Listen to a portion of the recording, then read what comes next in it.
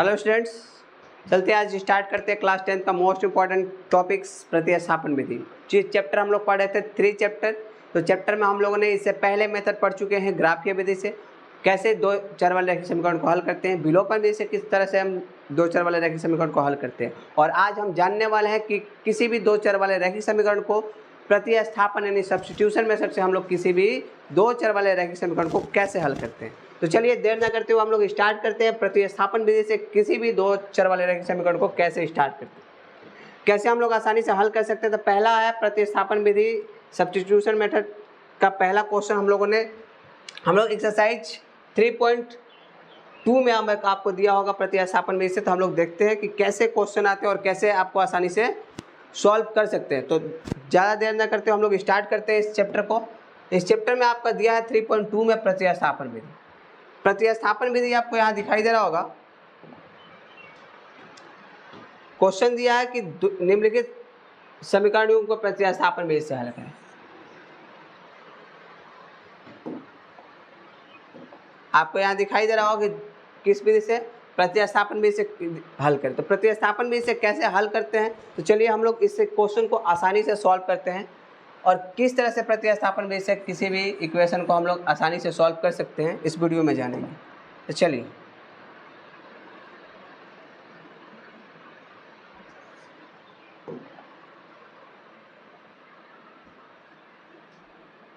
समीकरण 1 और दूसरे वाला समीकरण 2। इसके पहले हम लोगों ने विलोपन विधि से इसे इक्वेशन को सॉल्व करना सीखा है। तो चलिए इसे प्रतिस्थापन विधि से कैसे सॉल्व करते हैं। तो सबसे पहले हम चलेंगे समीकरण 1 से। समीकरण 1 से समीकरण क्या है? समीकरण 1 ये है कि x + y = 14।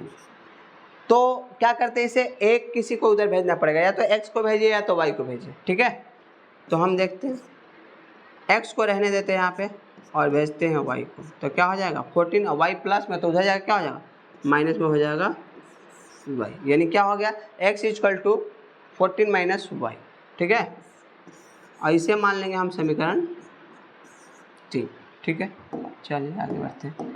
आप लिखेंगे कि x का वैल्यू समीकरण 2 में रखने पर, इससे क्या किया पहला समीकरण को सॉल्व किए तो हमारे पास x का वैल्यू आया। x का वैल्यू क्या आया? x का वैल्यू आया x = 14 - y। आप क्या करेंगे, x का वैल्यू हम रखेंगे समीकरण 2 में। तो लिखेंगे x का मान समीकरण 2 में रखने पर, समीकरण 2 क्या है? समीकरण 2 है x - y = 4। ठीक है, x - y = 4। तो x का वैल्यू क्या है? x का वैल्यू 14 - y है। तो x के यहाँ पर क्या रखेंगे? x के यहाँ पर रखना है 14 माइनस क्या रखना है y।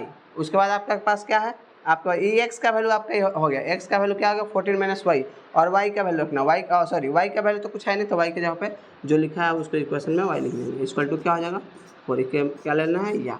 आप देखिए ये दोनों माइनस में है क्या, अगर ये दोनों माइनस में तो क्या हो जाएगा, दोनों माइनस में तो आपको देखिए 14 तो रख देंगे यहाँ पे 14, ये माइनस माइनस है तो जुड़ जाएगा। तो क्या होगा माइनस में क्या हो जाएगा 2y = क्या हो जाएगा 4।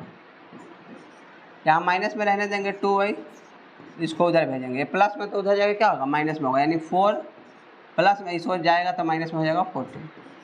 ठीक है,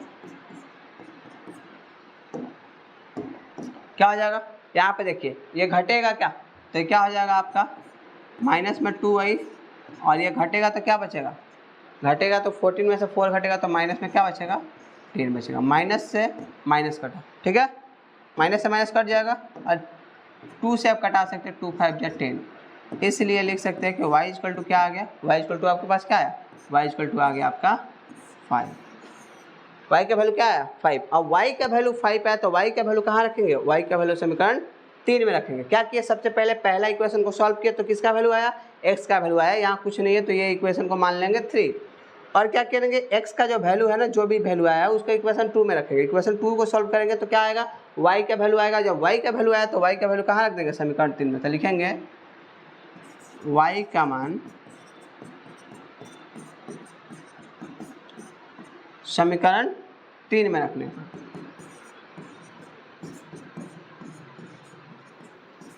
समीकरण 3 में रखने पर। समीकरण 3 क्या है? समीकरण 3 आपको दिख रहा होगा यहाँ पे, x equal to 14 minus Y, X equal to 14 minus Y. तो क्या हो जाएगा यहाँ पे, x is equal to 14 minus Y, यानी 14, और y का वैल्यू क्या आया, y का वैल्यू आपके पास आया है 5, तो क्या रख देंगे यहाँ पे, y का वैल्यू रख देंगे 5। इसलिए x इज इक्वल टू 14 में से 5 घटेगा तो क्या बचेगा, 9। क्या बचेगा, 9। यानी आप क्या आ गया, आपका x का वैल्यू, आपको x का वैल्यू यहाँ पे 9 और y का वैल्यू क्या आ गया, 5। तो इस तरह से आपका क्या हो जाएगा, इस तरह से आप प्रतिस्थापन विधि को आसानी से सॉल्व कर सकते हैं। ठीक है, तो आप प्रतिस्थापन विधि से किसी भी इक्वेशन को कैसे सॉल्व करते हैं, इसमें सबसे पहले क्या करते हैं, सबसे पहले ध्यान रखना है कि 2 इक्वेशन दिया है तो पहले को मान लेना फर्स्ट और दूसरे को मान लेना सेकंड। उसमें क्या करना है कि समीकरण 1 से चलना, और 1 से चलेंगे तो क्या करेंगे, इसमें किसी एक को उधर भेजना है, यानी x को भेज सकते हैं या तो y को भेज सकते हैं। तो भेज दिए, तो यहाँ x सिर्फ x रखना है, चाहे 2, 3, 4 कुछ भी अंक दिया हो। उसके बाद समीकरण 3 मान लेंगे इसे, और क्या करेंगे, x का वैल्यू जब आया था वो समीकरण 2 में रखेंगे, और 2 में रखने के बाद आपके y का वैल्यू आएगा, और जैसे y का वैल्यू आएगा तो इस y का वैल्यू कहाँ रख देंगे, समीकरण 3 में रख देंगे। तो इस विधि से आप क्या कर सकते हैं, इसे आसानी से आप प्रतिस्थापन विधि से किसी भी क्वेश्चन को सॉल्व कर सकते हैं। तो आशा करते हैं कि आप प्रतिस्थापन विधि आपको समझ में आया होगा। तो समझ में आया हो तो वीडियो को लाइक करें, शेयर करें, चैनल को सब्सक्राइब करना ना भूलें। Thank you so much.